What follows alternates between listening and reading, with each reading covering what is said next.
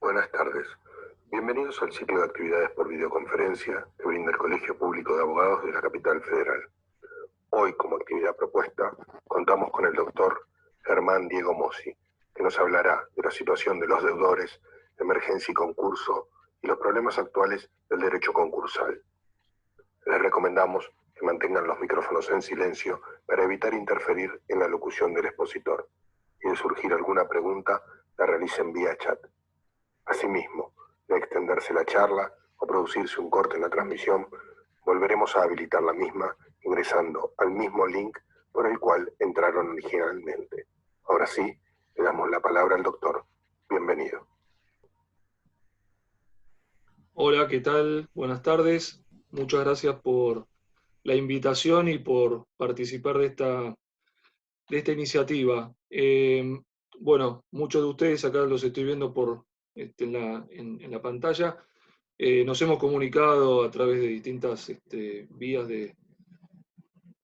digitales de comunicación. Yo compartí el proyecto con ustedes, algunas notas que fui publicando, es decir, la mayoría de ustedes creo que ya está al tanto. Aparte, este es un tema de suma actualidad, porque todos los que de alguna manera estamos trabajando en torno a la problemática de la empresa y de los individuos, y estamos también inmersos profesionalmente en esta materia, no somos ajenos a la situación que se está viviendo de emergencia, y bueno, tenemos distintos enfoques, pero todos confluimos de alguna manera en la misma materia. Eh, Les cuento un poco el origen de la cuestión. Tuve una iniciativa que fue académica y que derivó después en que me contactara un diputado a través de su grupo, de su equipo de trabajo, y trabajé con ellos. Finalmente se plasmó esto en un proyecto de ley. No es el único proyecto que está en la Cámara de Diputados, pero, digamos, es un proyecto que tiene bastante más abarcativo que el resto y los otros podrían ser complementarios. Sobre esto vamos a hablar un poco al final. Eh, para circunscribir un poco la exposición, eh, creo que todos de alguna manera conocemos, sabemos que esta es una emergencia que está considerada como una emergencia global, ¿sí? Una situación de crisis que excede la situación propia de nuestro país. Se habla de que esta es la crisis global más grande desde la Gran Depresión, es decir, de hace, digamos, un siglo atrás, con caídas de Producto Bruto a nivel mundial, digamos, en cifras que todavía no se pueden medir, pero que todo el mundo coincide en que van a ser muy, muy grandes, y mucho más acá en Argentina. En Argentina se está hablando de algo parecido a lo que podría, digamos, a lo que fue el 2001-2002. Realmente no podemos saber la magnitud de esto, pero sí que es algo muy, muy grave. En las empresas básicamente lo que produce esto es la destrucción del capital de trabajo, ¿sí? Todos sabemos que el capital de trabajo es fundamental para el giro de las empresas. Entonces, cuando las empresas vuelvan a producir, cuando vuelvan a abrir sus puertas, cuando el circuito económico se retome, bueno, muchas van a tener dificultades para poder operar. ¿Por qué? Porque se quedaron sin capital de trabajo. A pesar de que el Estado las apoyó, a pesar de que hay distintas medidas de alivio, la mayoría de las empresas van a tener dificultades. Algunas van a tener que recurrir a los remedios concursales, otras ya están transitando remedios concursales porque venimos de una crisis que es anterior a la pandemia. Entonces, la problemática concursal es una problemática en sí misma dentro de lo que es la problemática genérica de la crisis. Entonces, bueno, amerita también un tratamiento especial. Yo veo si puedo compartirles ahora el PDF, perdón, el PowerPoint. Si no lo puedo hacer, igual lo van a recibir como material que les van a enviar desde el Colegio de Abogados por el hecho de haber participado en la charla.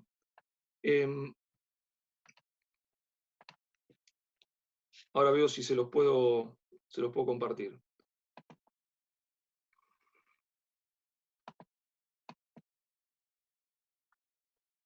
¿Lo ven ahí? Ah, ¿sí? ¿Me hacen así con el dedo alguno? ¿Lo ve el PowerPoint? Ok. Bien. Básicamente, el proyecto trabaja en dos ejes, ¿sí? Y si uno revisa los demás proyectos de ley, también vamos a ver que los proyectos de ley tratan alguno de estos dos ejes o partes de alguno de estos dos ejes. Yo los llamo dos ejes porque por un lado tenemos normas que son de emergencia, es decir, las normas que son las normas que dicta el poder legislativo en principio o el poder ejecutivo a través de decretos de necesidad y urgencia, son medidas de poder de policía, ¿sí? Son medidas de excepción, es un derecho transitorio, ¿sí? Que tiene un propósito que es el de proteger los intereses y derechos que tienen incidencia a nivel público, satisfacer el bien común, bueno, lo que ya conocemos en materia de poder de policía. Pero además tenemos también una problemática específica, que es la problemática de los concursos, en donde tenemos que combinar estas medidas de poder de emergencia, ¿sí? De poder de policía, y las medidas propias que son las del concurso, las situaciones de los concursados. Entonces, necesariamente vamos a ver que estos dos ejes son ejes que, si bien pueden ser presentados de manera independiente, en muchos casos confluyen o deberían confluir ¿para qué? Bueno, para que tenga más efectividad todo este paquete de medidas o de remedios que estamos promoviendo. ¿Por qué razón? Porque, bueno, se puede atacar el tema desde el punto de vista del poder de emergencia, sí. De hecho, hay paquetes de medidas del gobierno, como por ejemplo el programa ATP, que algunas empresas lo están utilizando y no necesitan ir a concurso o no irán a concurso. Pero para quienes están en una situación de insolvencia, ¿sí? Después veremos con qué grado, en una situación de insolvencia, ese paquete tal vez no alcance para poder remediar el problema que tienen de insolvencia. Entonces, tal vez necesiten recurrir a un concurso, o si están concursadas, también recibir un paquete de asistencia que esté, digamos, a medida. Es decir, lo que decimos es, en general, en una situación de emergencia como la que estamos transitando, es conveniente combinar ambos tipos de medidas y no simplemente circunscribirnos a una sola. Y esto tiene su explicación en lo siguiente. El concurso ya es una medida, digamos, un remedio que un sujeto que está en estado de cesación de pagos activa, ¿sí? O transita porque no puede atender de manera regular sus obligaciones, ¿sí? Muy bien. Si eso está inmerso dentro de un contexto general de emergencia como el que estamos transitando, por más que el deudor tenga un paraguas protector, que es el paraguas concursal no va a ser suficiente. No va a ser suficiente porque dentro de una emergencia como la que estamos transitando, tener que negociar un acuerdo, ¿sí? Y poder explicarle a los acreedores que tienen que prestar su conformidad al acuerdo, cuando el deudor no está en condiciones de decir cuál es el flujo de fondos que le puede proponer, porque no sabe si va a abrir, cuándo va a abrir, cuando abra cuánto va a facturar, si le van a pagar o no, etc. Entonces, ciertamente esa negociación no se puede dar en el marco de una emergencia.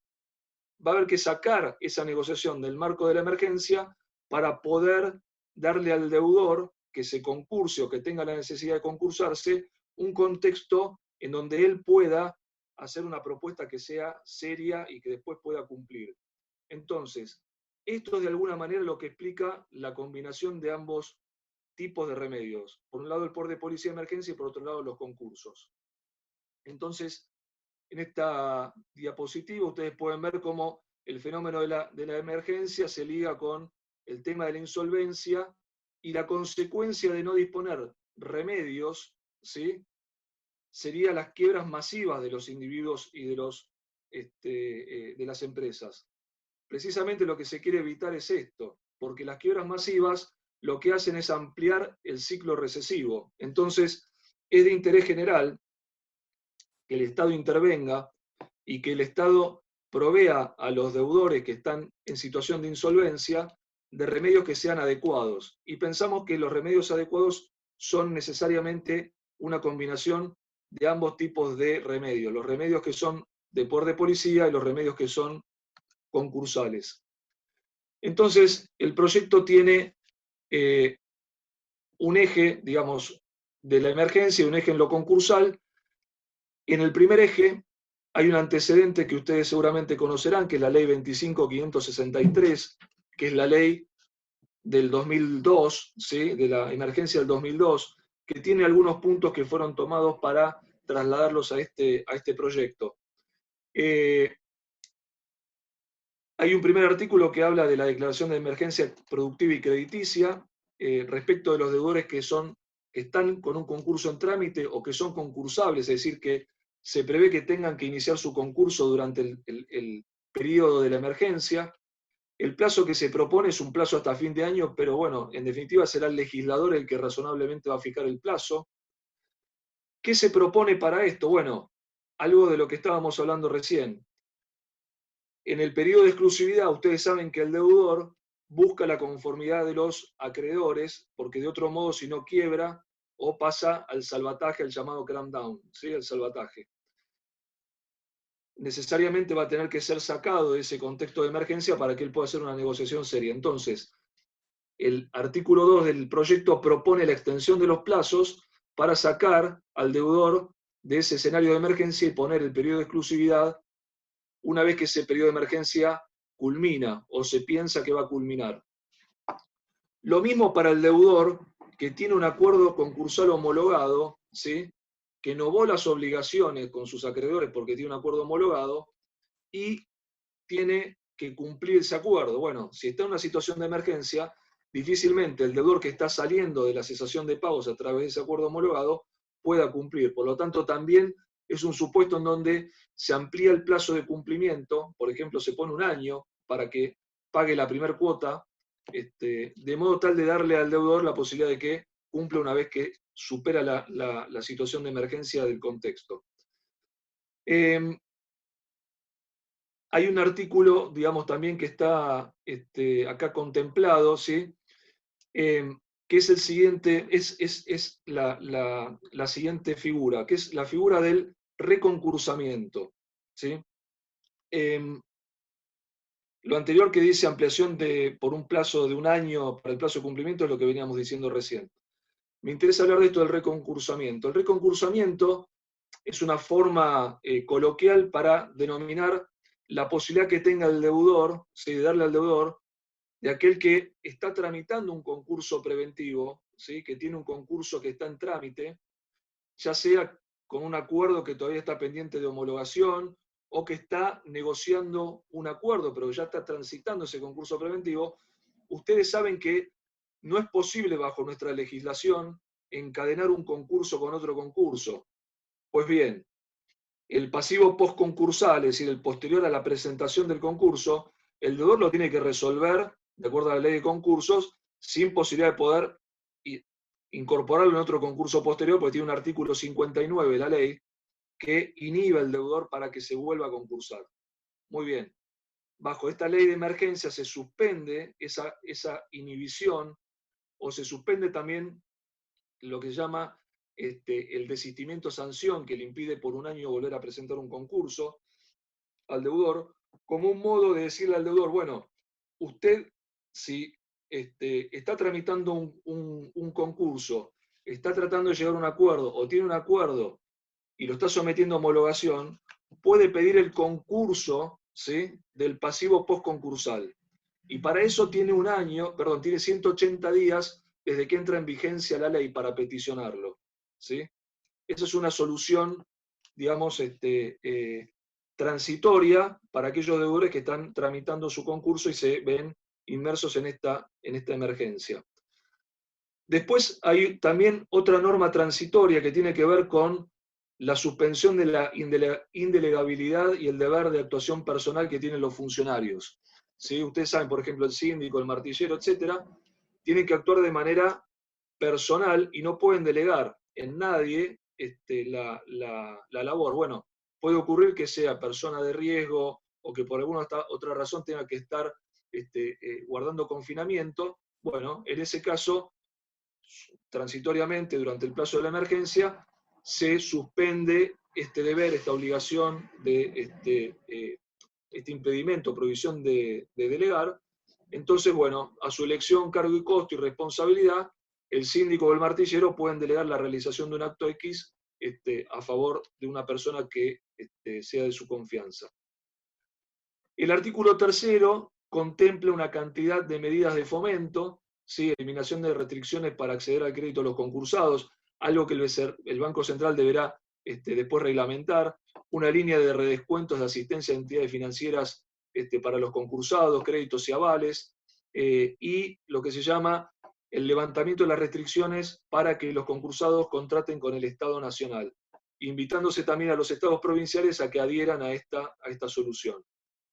Hay un proyecto, por ejemplo, de la bancada Juntos por el Cambio que también está propiciando una medida de esta índole, o sea que en ese punto los proyectos serían complementarios. Suspensión de subastas y medidas de desapoderamiento cuando los bienes son bienes esenciales para el funcionamiento de la actividad del deudor, ya sea que esté concursado o no, ¿sí? Durante un lapso acotado, que es el lapso de la emergencia, ese es el artículo 4. Y después, que esta es un poco la parte más larga y más trabajada del proyecto, es la incorporación a la ley de concursos de un régimen concursal especial, ¿sí? Que es un reclamo de doctrina bastante antiguo. Había digamos, una serie de iniciativas que se dieron tanto en el ámbito académico como también a nivel legislativo, que se focalizó mucho en el caso del consumidor, ¿sí? El deudor consumidor, que entra en una situación de insolvencia. La idea del proyecto fue hacer algo un poco más abarcativo, bastante más abarcativo, no focalizándolo simplemente en el consumidor, porque también entendíamos que esta necesidad de que exista un concurso preventivo a medida, ¿sí? Es decir, como se llama tailor-made, a medida, ¿por qué? Porque en general, para estos pequeños deudores, el remedio concursal es demasiado caro, es demasiado trabajoso, es inaccesible. Entonces, no pueden contar con ese remedio. La idea es hacer un diseño de un remedio concursal más simple, que sea más accesible, tanto para que el deudor pueda ingresar, lo pueda tramitar y para que tenga la posibilidad de salida y cumplimiento de manera mucho más simple y flexible. Entonces, pensamos en un sujeto, mejor dicho, en varios sujetos, ¿sí? Y los dividimos tanto en personas humanas como en personas jurídicas. En ninguno de los proyectos está contemplada, de los restantes proyectos, y tampoco en los antecedentes, estaba contemplada la posibilidad de que la persona jurídica pudiera acceder a este pequeño, digamos, al concurso como pequeño deudor. Lo que hicimos fue buscar una normativa que ustedes conocen seguramente, que es la regulación de las empresas micro y pequeñas, ¿sí? Las MIPYME, ¿sí?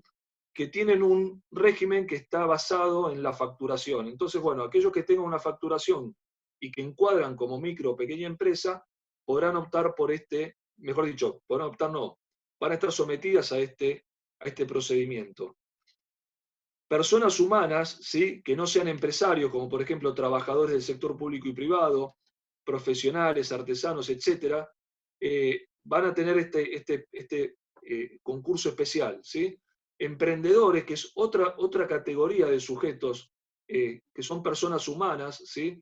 Que tienen un régimen especial, el régimen de los emprendedores, bueno, también se van a poder concursar bajo el régimen del pequeño concurso, ¿sí? o del concurso para pequeños deudores. Y también aquellos micro o pequeños empresarios que estén inscritos en el registro de MIPYME o que tengan esos montos de facturación. Y por último, ustedes ven abajo, dice régimen optativo, que está pensado para aquellos sujetos que no están dentro de las dos categorías que vimos antes, pero que podrían entrar dentro de lo que se llama el pequeño concurso del artículo 288. Entonces, acá es un régimen optativo. Ellos pueden ir por el gran concurso, o el concurso normal, el régimen general, o por este régimen especial. Muy bien. Bajo este régimen especial de concursos para pequeños deudores, hay dos tipos de concursos o procedimientos. El preventivo, que alcanza a todos los sujetos, tanto personas humanas como personas jurídicas que estén dentro de la categoría de sujetos, y un liquidatorio sin quiebra únicamente para las personas humanas. Es decir, si una persona jurídica se concursa bajo este concurso especial en forma preventiva, únicamente va a ser sujeto de quiebra, ¿sí? Lo mismo, no va a poder escapar de la quiebra si le piden la quiebra y no logra la conversión en concurso preventivo especial, etc. Es decir, para las personas jurídicas está la quiebra, no el liquidatorio sin quiebra. Y para las personas humanas está el liquidatorio sin quiebra, siempre que sean pequeños deudores.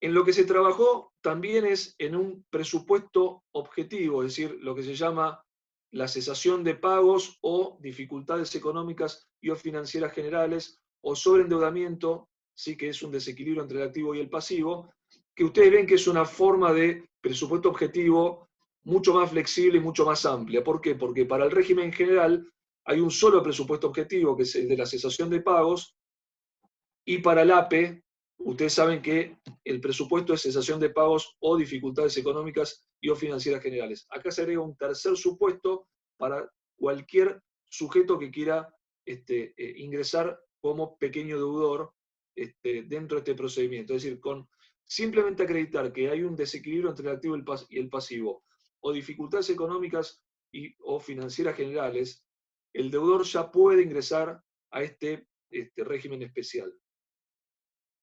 Esto, digamos, es de cierta complejidad para explicarlo en el escaso tiempo que tenemos. Después ustedes lo podrán ver. Tiene que ver con la prevalencia y la posibilidad de convertir un procedimiento en el otro. Ustedes saben, bueno, que es bastante, digamos, común en el régimen, digamos, común en la práctica profesional, en el régimen general, la quiebra que se convierte en concurso preventivo, ¿sí? O bien el concurso preventivo que prevalece frente a los pedidos de quiebra. Bueno, es básicamente una adaptación de estas reglas al procedimiento especial que estamos analizando. Bueno, esto repite un poco lo que habíamos visto recién. En cuanto a los efectos y a la estructura general que tiene este procedimiento especial en la parte, digamos, del procedimiento preventivo, los efectos nos remiten a los artículos 15 a 25, pero con algunas particularidades. Por ejemplo, está ampliada la cantidad, digamos, los casos del artículo 20, que es cuando el deudor puede continuar con los contratos con prestaciones recíprocas pendientes. Se prevé específicamente el caso del contrato de alquiler y algún otro caso más. Se prevé que no se pueden suspender los servicios que son esenciales, contemplándose más supuestos de los que están en el artículo 20. Se propone también la apertura de una cuenta para que el deudor tenga bancarizado su giro para que sea más fácil el control de parte del funcionario que hace las veces de síndico y de parte del juzgado y también de los acreedores. Un régimen de verificación de créditos un poco más simple, con plazos más abreviados. La negociación de acuerdos, ¿sí? Que son acuerdos que son individuales, con lo cual se flexibiliza mucho el tema de la posibilidad de llegar a arreglos porque el deudor no está condicionado por una cláusula de igualdad como tiene para el régimen general. El contenido de los acuerdos remite al artículo 43 del régimen general. Y después se simplifica todo el tema de la instrumentación, porque se firma ante el conciliador, que ahora vamos a ver qué rol cumple, ¿sí? Con las mayorías alcanzadas, los acuerdos se van a someter a homologación, y si no son alcanzadas las mayorías, vamos a ver que entramos en lo que se llama un régimen de plan de salvataje, que ya vamos a hablar de eso en particular. Hay una figura central del procedimiento, que es un auxiliar del juez, que se llama conciliador, ¿sí? Que es un síndico B, que cumple la función de síndico, pero que además actúa como mediador entre el deudor y los acreedores, es decir, promoviendo los acuerdos.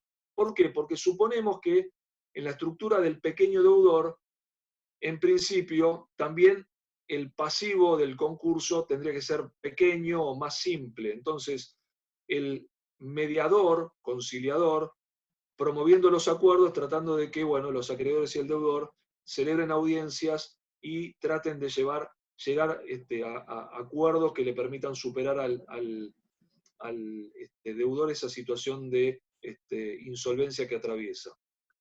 Hay una referencia, ¿sí?, en el informe, en los informes que tiene que elaborar el conciliador, que bueno, el informe individual y general que ya conocemos de los procedimientos concursales bajo el régimen general, un informe que tiene que hacer el conciliador cuando termina todo este trámite, en donde le dice al juez cuáles son las mayorías que se alcanzaron, propone un plan, una categorización y propone también un plan de salvataje. Y le da al juez también una pauta de cuál sería la moneda de quiebra, ¿sí?, para que el juez, cuando analice la homologación o fije el plan de salvataje, tome en cuenta cuál sería la moneda de quiebra para que eso sirva como referencia para homologar o no, o para fijar el plan de salvataje que tiene que establecer el juez.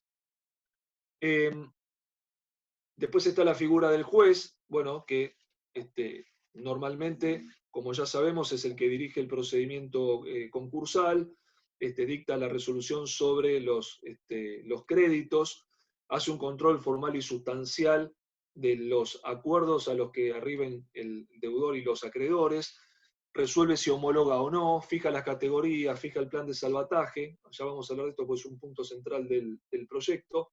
Puede reabrir la etapa conciliatoria cuando lo considera conveniente, porque, por ejemplo, no se llegaron a las mayorías. El acuerdo que el juez homologue, ¿sí?, o el plan de salvataje va a tener efecto novatorio. Y acá hay una modificación respecto del régimen general. ¿Por qué?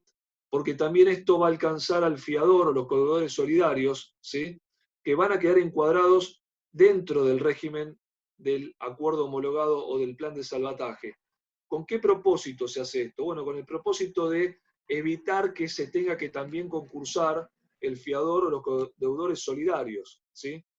Y después también algo importante que introduce el proyecto, que es la supresión de los registros crediticios negativos para que el deudor pueda reinsertarse de nuevo en la actividad. Bien, después van a haber una serie de diapositivas que tienen toda la parte del procedimiento, cómo está estructurado el procedimiento. Me parece que eso lo pueden ver ustedes más en detalle cuando lean el material. Básicamente, en esta filmina que están viendo ahora, dice que el trámite ulterior, bueno, es como pasa en los concursos, hay un trámite, digamos, de homologación que genera la conclusión del concurso, se adoptan las medidas necesarias para el cumplimiento, después entra en la etapa de cumplimiento y, bueno, hay un control de la etapa de cumplimiento que tiene que desarrollar, tiene que ejercer el conciliador, ¿sí?, y un trámite que vamos a ver también en el proyecto de ley, que prevé específicamente que si hay un incumplimiento de parte del deudor, ¿sí?, ese incumplimiento puede dar lugar a una renegociación. Y eso evitaría la quiebra. Con lo cual la quiebra únicamente va a ser una consecuencia, o mejor dicho, la liquidación sin quiebra para las personas humanas va a ser una consecuencia de un acuerdo renegociado e incumplido, pero no del acuerdo incumplido. No sé si fui claro, ¿sí? Es decir, hay un acuerdo, un cumplimiento, si se incurre en incumplimiento se puede abrir una instancia de renegociación, y si se incumple la renegociación, recién ahí se deriva en una liquidación sin quiebra o en una quiebra si es una persona jurídica.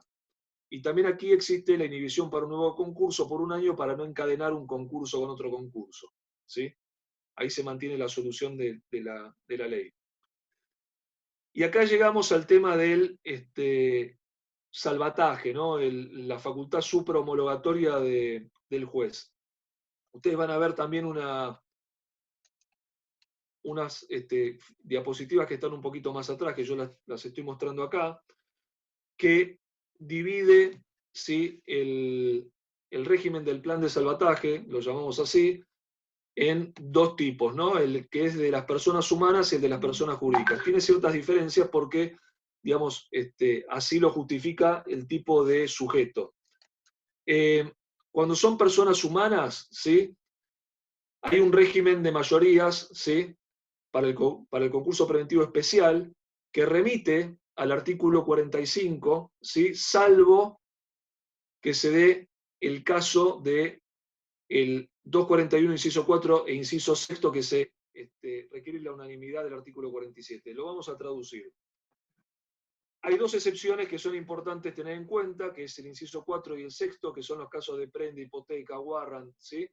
Que son casos en donde el privilegio está relacionado con un bien determinado. En ese caso, el régimen general prevé la unanimidad de este tipo de acreedores. Y nos pareció importante mantener la unanimidad, no así para el resto de los acreedores que tienen privilegio especial, que van a tener el mismo tratamiento en el concurso preventivo, ¿sí? Especial de la persona humana que el resto de los acreedores, es decir, la doble mayoría de personas, es decir, la mitad más uno, y 2/3 partes del capital que representan por categoría. Con lo cual, si no se alcanzan las mayorías que estábamos viendo recién, o no se homologa el acuerdo porque el juez tiene facultades para denegar la homologación, o si se homologa para quienes no estén comprendidos en los acuerdos homologados, va a regir el plan de salvataje que el juez va a fijar. Después vamos a ver con qué alcance. En el caso de las personas jurídicas, ¿sí? El régimen de mayorías es el régimen general, pero con excepciones, que vamos a analizar ahora. Se requiere unanimidad para los mismos casos anteriores, es decir, hipoteca, prenda, warrant. Este es el régimen, digamos, del plan de salvataje para personas jurídicas, que se llama el artículo 310 del proyecto.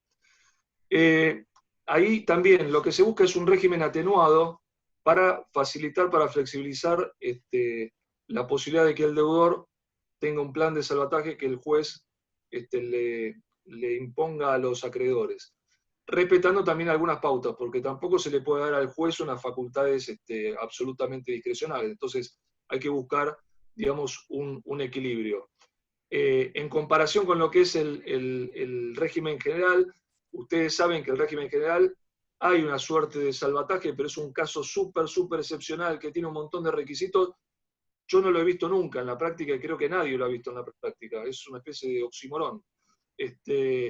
Pero acá lo que tratamos es hacer una herramienta que sea más flexible y que el juez tenga la posibilidad, bajo ciertos parámetros, de imponer el acuerdo. Antes de que se cortara el Zoom, vimos el caso de la persona humana, que es el régimen más flexible posible, ¿no?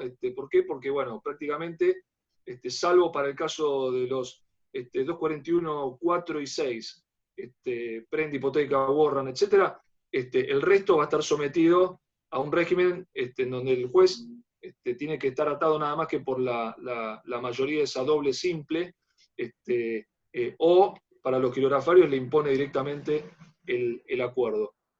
En cambio, en el régimen de la persona jurídica tiene un poquito más de restricciones, porque siempre, digamos, la persona jurídica tiene un pasivo que tiene más complejidad, y generalmente tiene trabajadores, etc. Entonces nos pareció mejor contemplar esa situación de,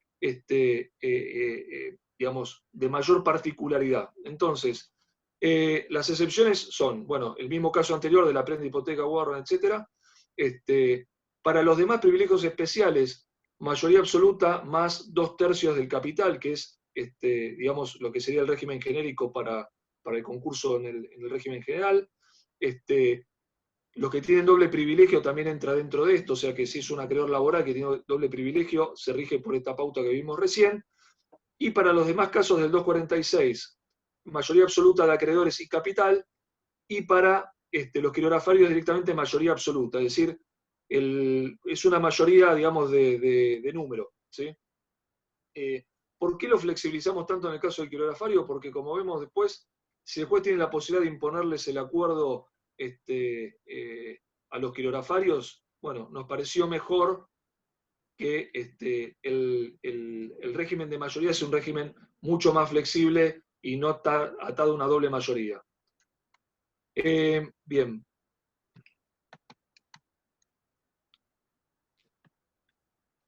Acá volvemos al análisis del plan de salvataje. Bueno, la facultad suprahomologatoria del juez es bastante amplia, no está atada a la opinión del conciliador, ¿sí? Es el plan que el juez juzgue que es razonable, ¿sí?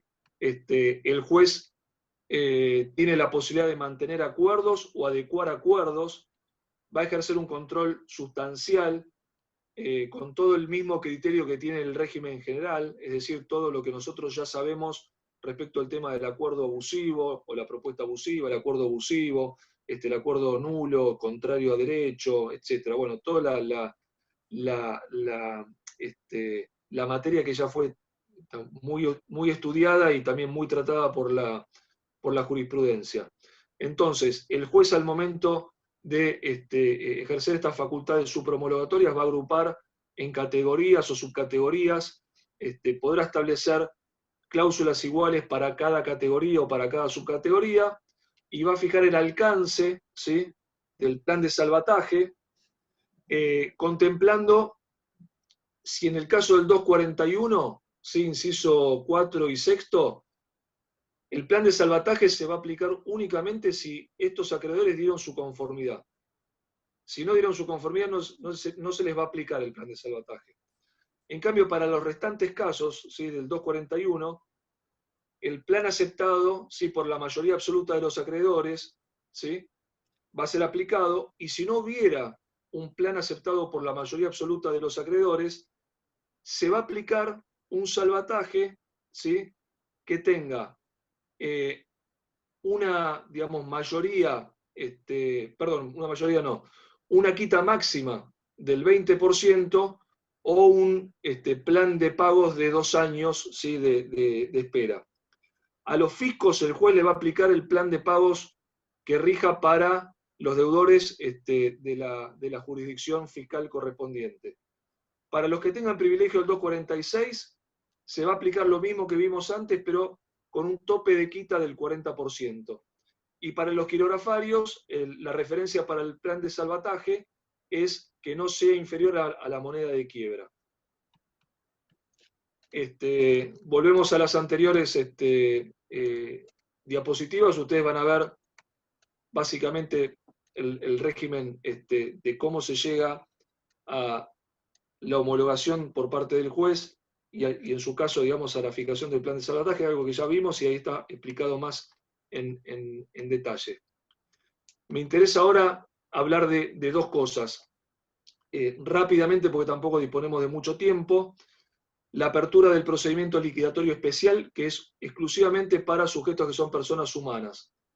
¿Cuál es la idea de este procedimiento? Bueno, evitar la quiebra del deudor, ¿sí?, evitar que el deudor salga del circuito económico y salga del circuito social, tratar de circunscribir esto al patrimonio del deudor, al patrimonio que el deudor tenga al momento en que quiebra, ¿sí?, que es algo que ya venía dado en estos proyectos anteriores que hubo, que trataban el tema de la insolvencia del consumidor. Que el concursado negociara un acuerdo preventivo, digamos, un acuerdo de crisis con sus trabajadores, porque, digamos, se tomaba los 3 años que la ley le daba y no tenía un incentivo para negociar ningún convenio de crisis, y la reacción que tuvimos en el 2011, que fue la derogación de esto.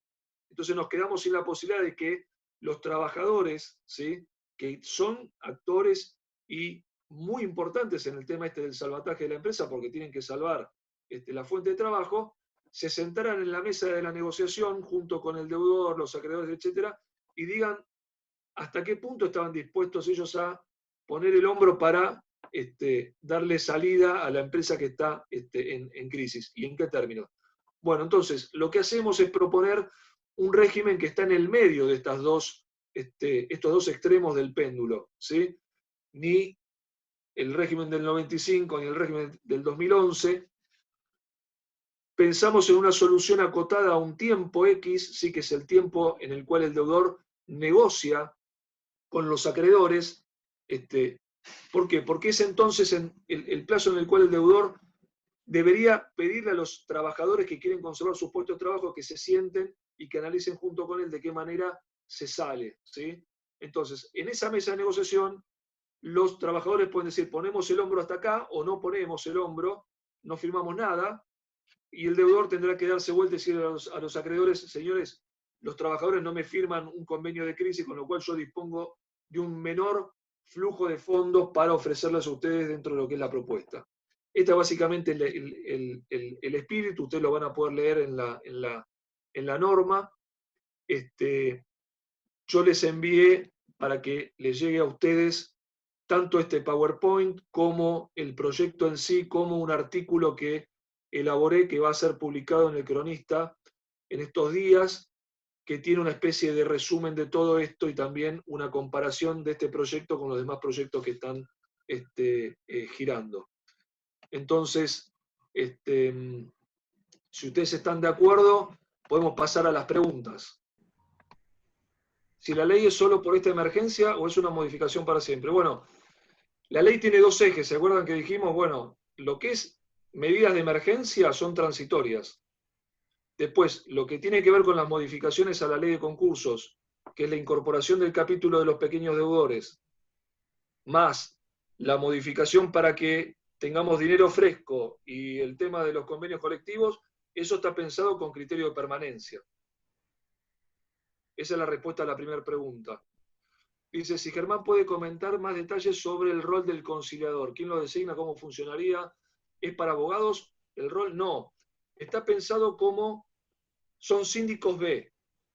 En un proyecto anterior había esta posibilidad de que sean abogados, etc. A mí me parece que el síndico con sus conocimientos contables, y además ya hay síndicos B en cámara, en las cámaras de todas las jurisdicciones del país, son quienes conocen a fondo la problemática del deudor en concurso, verifican créditos, saben cómo conseguir, digamos, todo lo que, digamos, es necesario para el trámite. Meter abogados, que hay que hacer una lista, volver a sortear, me pareció demasiado engorroso y además me parece muy valiosa la figura del síndico y la experiencia que tienen los síndicos, ¿sí? Para resolver este tipo de problemas. Y además, el síndico que es contador complementa al juez en lo que el juez, digamos, no tiene tan claro. Y también pensemos que la jurisdicción de la capital federal está muy especializada en lo que es concursos y quiebras, y un juez comercial conoce muchísimo de contabilidad, pero tal vez no ocurre lo mismo en todo el país. Entonces, me pareció muy importante mantener la figura del conciliador como un síndico B, ¿sí? Esa es un poco la idea. La figura del síndico conciliador tiene un doble rol, el típico del síndico y un conciliador, es decir, alguien que va a tratar de promover acuerdos entre el deudor y los acreedores, ¿sí? Como una especie de mediador. De hecho, está pensado que se aplique, por ejemplo, la confidencialidad del régimen de la mediación. Después dice, bueno, ¿qué requisitos el conciliador? Lo acabo de decir. O sea, más para el profesional de ciencias económicas, exacto, es el síndico. Quienes preguntan si desactiva la cámara, funciona. Ah, no, eso tiene que ver con lo técnico. Ok, gracias. La excepción de los créditos laborales en la subasta, siendo pequeños deudores, y la subasta puede dar por finalizada la explotación cuando el acreedor, incluso laboral, se le pueden imponer acuerdos. A ver, no entiendo mucho la pregunta, pero creo captar un poco el tema. La inquietud parte por los créditos laborales, ¿no? Bueno, hoy sabemos que el crédito laboral está dentro del acuerdo, perdón, dentro del concurso, hasta tanto se le ofrece un acuerdo, y en tanto ese acuerdo se homologue, se le va a aplicar y si no retoma las acciones individuales. Ese es el régimen, digamos, general. Acá ocurriría lo mismo, salvo que el juez le puede imponer un plan de salvataje, ¿sí? Con los requisitos que vimos antes. Entonces, la idea es facilitar digamos, la salida concursal al problema de la insolvencia, porque muchas veces pasa que el concurso termina siendo algo que está muy acotado a los quirografarios, el deudor ganó un poco de tiempo, pero cuando termina el concurso se vuelve a enfrentar al problema de los laborales, ¿sí? Si ese es su problema y por el cual se concursó. Entonces, bueno, la idea es tramitar un concurso con el formato del pequeño deudor, ¿sí?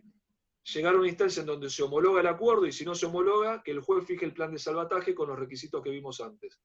El crédito laboral quedaría encuadrado en alguno de estos casos, ¿sí? Si el plan de salvataje, digamos, no se le aplica, bueno, eso sería una excepción, o sea, que el juez considere que no le puede aplicar un plan de salvataje, de acuerdo a que, digamos, no se alcanzan los supuestos que vimos antes y queda fuera, pero que sería un supuesto bastante, digamos, menos probable que actualmente, porque, como vimos, está muy flexibilizado el régimen del salvataje. Bien, después dice la figura del no empresario, si podemos comentar un poco más. Sí. A ver, en general, nosotros sabemos hoy que, digamos, no es necesario que sea un empresario el sujeto de un concurso bajo el régimen general, ¿sí? Pero lo que no está contemplado es el caso del pequeño deudor. Entonces, generalmente la persona humana va a quedar encuadrada dentro de este caso, ¿sí? Del pequeño deudor. Excepcionalmente no quedará dentro de este caso. Es decir, si una persona a título individual, o sea, como persona humana, tiene una explotación y tiene, no sé, 100 empleados, bueno, va a quedar dentro del régimen general, seguramente, porque tiene una actividad que es empresarial, tiene una cantidad de, digamos, empleados que lo saca del pequeño concurso, etc. Ese supuesto es prácticamente improbable, ¿sí? Yo creo que la mayoría de las personas humanas que se concursen van a terminar entrando dentro de este procedimiento especial si es que se termina sancionando. Dice, el proyecto incluye a los trabajadores del sector público. Sí, por ejemplo, estaba previsto en un proyecto anterior, y yo lo tomé, un proyecto que perdió estado parlamentario en el 2018, la figura del empleado sobreendeudado, es decir, aquel que con la tarjeta de crédito giró, pagando el mínimo y terminó en una situación de sobreendeudamiento, etc. Entonces, ese es un sujeto que puede, digamos, concursarse. No solo el empleado público, sino también el empleado en relación de dependencia, ¿sí? Como sujeto. Otra figura que incluí dentro de los sujetos que la mencioné antes, que tal vez les interesa, es el sujeto emprendedor, el que está bajo el régimen de emprendedor, que es un caso que no estaba previsto en los demás proyectos que yo vi, y a mí me pareció importante incluirlo. La pregunta va justamente dentro de la clasificación del no empresario y el funcionario público. No, el funcionario público está fuera, ¿sí? Se habla del empleado público, no el funcionario. O sea, un empleado público sobreendeudado, no un funcionario público sobreendeudado. Hay una diferencia entre el régimen del empleo público y el régimen de la función pública. Eso está distinguido. Después dice, un concursado que está cumpliendo la última cuota del acuerdo, ¿podrá reconcursarse? Sí, se podría reconcursar. Se podría reconcursar. La verdad que es muy difícil contemplar y decirle no, el deudor que está por pagar la última cuota no se puede reconcursar, porque habría que hacer tantas excepciones en donde ponemos el límite para que no se pueda volver a reconcursar. Yo pensé en un deudor que estaba tramitando un concurso, ¿sí? O que estaba cumpliendo un concurso y tiene todo un pasivo posterior que, digamos, le viene como una especie de avalancha por el hecho de la pandemia, de la emergencia, etc. Entonces se tiene que reconcursar. Si está por pagar la última cuota y tal vez el juez piensa que el reconcursamiento es abusivo, podrá ejercer las facultades para no homologarle el concurso, si esto digamos, deriva una situación de abuso. Pero el hecho del concurso no lo va a tener inhabilitado. Después dice, ¿cuándo se supone que este proyecto va a ser tratado en la Cámara? Bueno, esto no lo sabemos. Sabemos que hay mucha actividad parlamentaria y que cada bloque presentó un proyecto que trata sobre esta materia, con lo cual pensamos que de acá a unas semanas debería estar tratándose. Es lo que pensamos, ¿sí? No lo podemos saber porque la dinámica parlamentaria, digamos, es bastante compleja y forma parte también de una negociación en donde los distintos bloques van poniendo proyectos que van tratando de negociar unos a cambio de otros, porque, por ejemplo, el mayoritario necesita que un minoritario le dé votos para una ley. Entonces, por ahí el minoritario le lleva el proyecto y le dice, bueno, a cambio de que ustedes también voten esto. Entonces se entra en una dinámica de negociación entre bloques. Realmente es muy difícil saber cómo esto va a terminar dándose, pero pensamos que como es un tema de actualidad y cada bloque presentó su proyecto, bueno, el tema está en la mesa de la negociación parlamentaria y pensamos que va a tener lugar y se va a producir esta negociación. Alguna ley suponemos que va a salir. Después habrá que ver de qué manera se arma este muñeco, ¿no? Porque si hay un proyecto que es más genérico, como creo que es el que presentamos nosotros, y el resto trata partes, bueno, habrá que ver cómo se pueden insertar esas partes dentro de este proyecto que es un poco más abarcativo. Esa creo que puede ser una forma una fórmula de transacción. Pero dentro de lo que es la negociación parlamentaria puede pasar cualquier cosa, es decir, puede ser que se presenten tantas modificaciones que termina siendo un proyecto totalmente distinto del que se presentó, ¿sí? Realmente no lo podemos saber. Bueno, creo que ahí dicen la suspensión de las ejecuciones se contemplan supuestos para moras anteriores. No, no está previsto eso, pero sí sabemos la jurisprudencia, digamos, de la experiencia del 2001-2002. No sé si se acuerdan que decía que si la mora era anterior, entonces las normas de la emergencia no podían amparar, ¿sí?, al deudor que ya estaba en mora desde antes. La verdad que lo pensé, pero no lo puse porque me parecía que ya había jurisprudencia bastante consolidada en ese sentido. En la quiebra ya decretada, con decreto de subasta, se aplica esta nueva ley. Bueno, hay una norma que ustedes van a ver, que es de adecuación de los procedimientos, en donde si el sujeto tiene derecho a someterse a este procedimiento especial, bueno, tiene un plazo para poder plantear que se adapte la quiebra a este procedimiento de liquidación sin quiebra. ¿Alguna propuesta que esté pensando en incluir en cuanto a fondos de financiamiento para apoyar al concursado que quiera? Sabemos que el Poder Ejecutivo está trabajando en distintos paquetes de alivio y apoyo, ¿sí? Uno es el famoso ATP. Lo que pensamos es que si le damos un ATP a una empresa que está en insolvencia, es como tirar, digamos, una gota de agua en el desierto, eso se consume instantáneamente.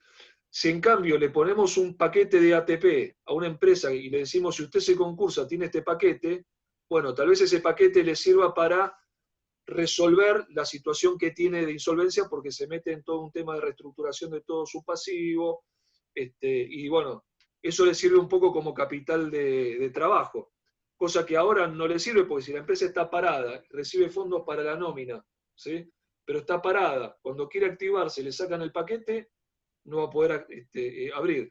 Yo estoy hablando, acá me hace reír siempre Nicolás cuando me dice que él es abogado de acreedores. Yo soy de acreedores y de deudores, pero los deudores me están diciendo que hoy prácticamente son todos. Dice, hay algunos que me dicen, me conviene no abrir nunca más. No quiero abrir nunca más. Estoy trabajando con una empresa que tiene una distribución en Capital y en Gran Buenos Aires, y hay otra distribución en el centro y norte del país que pudo abrir, ¿sí?, porque le dieron la posibilidad de abrir, y dice que está facturando el 10% de lo que facturaba antes de la pandemia y tiene un 30% más de costo, con lo cual dice, no sé para qué abrí. Entonces, realmente la situación va a estar muy complicada. Creo que todos somos deudores de alguna manera, no sé si deudores concursables, ¿sí?, pero todos somos deudores en este contexto.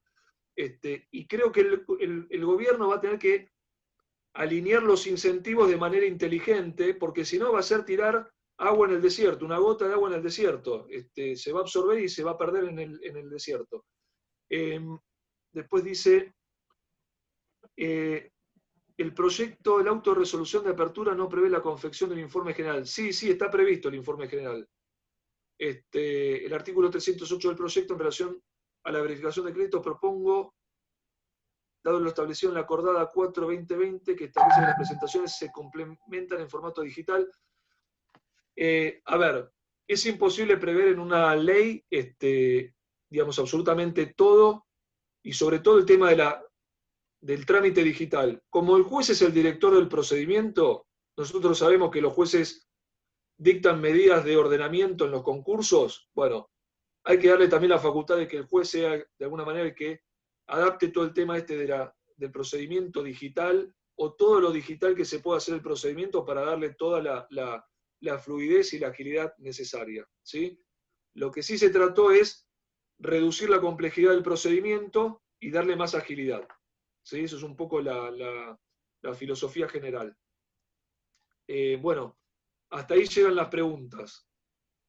No sé si alguno tiene alguna otra pregunta más. 2 minutos para ir cerrando. Creo que hablé como Tato Bores, no doy más. Estoy cansado. Pienso que dije todo lo que, digamos, era necesario para dar un pantallazo general.